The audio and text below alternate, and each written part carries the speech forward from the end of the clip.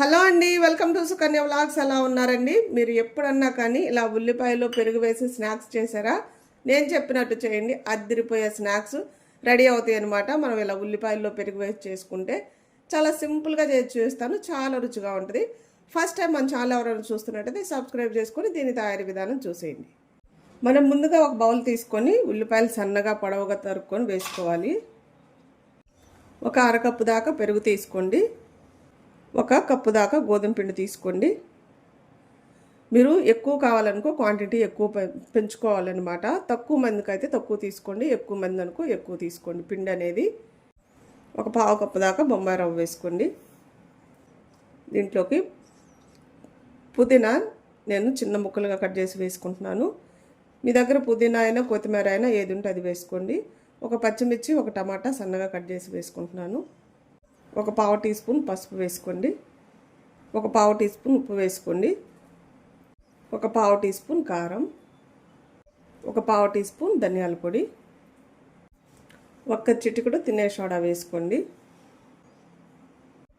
కొద్దిగా అల్లం వెల్లుల్లి పేస్ట్ వేసుకోండి, కొంచెం చాలు. ఒక టీ స్పూన్ దాకా బియ్యం పిండి వేసుకోండి. మనం తినేటప్పుడు క్రిస్పీగా చాలా రుచిగా ఉంటుందన్నమాట. మనం పెరుగులో ఇవన్నీ కూడా కలిసేలాగా బాగా కలుపుకోవాలన్నమాట. ఇలా ఉల్లిపాయలు ఇవన్నీ కూడా బాగా ఇలా కలపండి. కారం, ఉప్పు, అల్లం వెల్లుల్లి పేస్ట్ అన్నీ కూడా బాగా కలిసిపోయేలాగా ఇలా కలపండి. కొంచెం నీళ్ళు వేసుకోండి. చూసారు కదా, ఇలా అనుకొనుగా కలపండి. మరి ఎక్కువ నీళ్ళు వేయకండి. ఇప్పుడు ఇదంతా కూడా బాగా ఒకసారి కలిపి మూత పెట్టి ఒక 10 నిమిషాలు పక్కన ఉంచుకుందాం. 10 నిమిషాలు అయిందనమాట. చక్కగా రవ్వ అనేది నానిపోయింది. ఈ టైంలో మరీ గట్టిపడింది అనుకో కొంచెం నీళ్ళు వేసుకోండి, లేదంటే అవసరం లేదు. ఇప్పుడు స్టవ్ వెలిగించుకుందాం.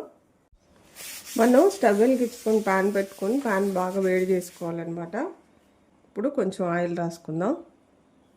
ఇప్పుడు మనకి ఎంత సైజు కావాలో అంత సైజు పిండిలా వేసుకొని చక్కగా స్ప్రెడ్ చేసుకోండి. మరీ పలుచగా వద్దు, కొంచెం మీడియం మందం మీద ఉంచుకోండి. తినేటప్పుడు కూడా చాలా బాగుంటాయి. ఇప్పుడు కొంచెం పైన కూడా ఆయిల్ వేసుకుందాం. మీడియం మంట మీద కాల్చుకోండి, అప్పుడే మొత్తం కూడా చక్కగా పిండి అంతా కూడా ఉడికిపోతుంది అన్నమాట. మూత పెట్టుకుందాం. ఇప్పుడు ఒకవైపు కాలిపోయిందనమాట, రెండో వైపు తిప్పుకుందాం.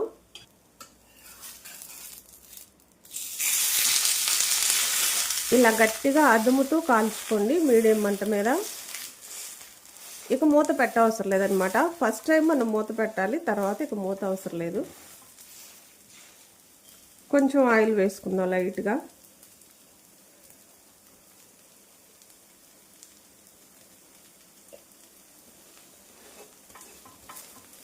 ఇలా అదుముతూ వెనక వైపు కూడా రెండో వైపు కూడా మంచిగా కాలేలాగా కాల్చుకోవాలన్నమాట. అప్పుడే రుచిగా ఉంటుంది. మనకి రెండు వైపులా మంచిగా కాలిపోయిందనమాట. ప్లేట్లోకి తీసుకుందాం. మంచిగా ఇలా కాల్చుకోండి. ఇప్పుడు మన దగ్గర ఉన్న పిండి అంతా కూడా వేసుకుందాం. తక్కువ మంట మీద కాల్చుకోండి, అప్పుడే మంచిగా ఉడికిద్ది. వేసుకునేటప్పుడు పెరుగు అనేది కొంచెం పుల్లని పెరుగు వేసుకోండి, చాలా రుచిగా ఉంటుంది అనమాట. మీ దగ్గర పుల్లని పెరుగు లేదనుకో కొంచెం నిమ్మరసం పిండుకోండి. అంతా కూడా ఇలా స్ప్రెడ్ చేసుకున్నాక రెండు వైపులా దీన్ని కూడా ఎర్రగా కాల్చుకుందాం తక్కువ మంట మీద.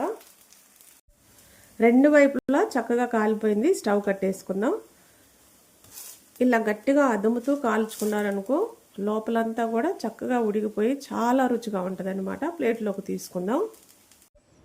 మన స్నాక్స్ అయితే ప్లేట్లోకి కూడా తీసుకున్నాం. చూడండి ఎంత బాగున్నాయో. 2 వేళ్లతో తుంచితే చాలు తునిగిపోతాయి, అంత మెత్తగా ఉంటాయి అన్నమాట. అంతేకాదు చాలా సింపుల్గా అయిపోతాయి. ఉదయాన్నే టిఫిన్కైనా కానీ, సాయంత్రం స్నాక్స్ లాగా, ఈవినింగ్ డిన్నర్లోకైనా కానీ చాలా బాగుంటుంది. మనం గోధుమ పిండితో చేసాం కాబట్టి పిల్లలకైనా పెద్దలకైనా ఎవరికైనా కానీ చాలా మంచిదన్నమాట. ఎక్కువ కష్టపడే పని లేకుండా చాలా సింపుల్గా ఇలాంటి రెసిపీ చేసుకున్నారనుకో ఇంట్లో మీకు కూడా చాలా చాకిరి అనేది తగ్గుతుంది అనమాట. కంపల్సరీగా ట్రై చేయండి. తెలిసిన వాళ్ళకు కూడా షేర్ చేయండి. నా వీడియోస్ కానీ మీకు నచ్చినట్టయితే లైక్, షేర్, సబ్స్క్రైబ్.